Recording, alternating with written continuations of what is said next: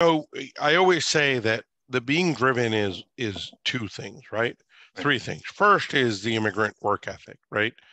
You come the second is that, when I was a kid in India, all those advantages notwithstanding, when I was a kid here in the US, where my family's Jain and I used to be strict vegetarian, and today everyone's a vegetarian and every celebrity is vegan or vegetarian. And especially here in California, everyone just, if you eat something, it's weird. Not if you don't. Yeah, gluten-free, vegetarian, vegan, this, that, no dairy. But back then it wasn't like that. And I was the only vegetarian kid in my elementary school. I was the only Indian kid in my elementary school, right? Uh, So I got picked on and I got bullied and made fun of. And they call it bullying now. It was called picked on then, or just being made fun of. And even the teachers sometimes got in on it. And so you become tough and you get a chip on your shoulder and you want to prove something to the world, and you want to prove that I'm better than. And I think another part of it is the, showing my parents and the challenge I give my kids, which is, if you are born of opportunity, if you are born into an environment, and this goes for anybody, Indian or otherwise, of privilege. My parents had food, they had money, they had education, they could send me to school, they could, get me a car, all this stuff.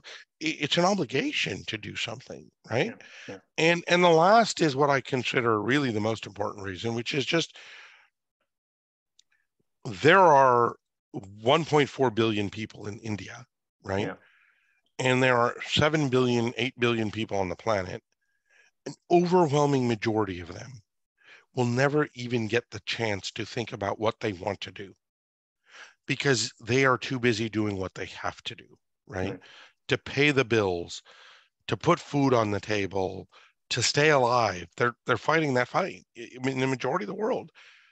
And so if you're one of those few people that gets to not only think about what you want to do, but have the education to do it, have the opportunity to do it, have the mental faculties and the intellectual gifts to do it, if you don't go change the world, you're honestly taking all those blessings and crapping all over them, right? I honestly don't see how someone can have gifts of opportunity and intellect and not go want to do something incredibly special. And I'm 52 years old and I have kids now, and my challenge to my kids and my challenge to all the younger Indian generation and Indian Americans is, build on the reputation we built for you and our parents built for us, right?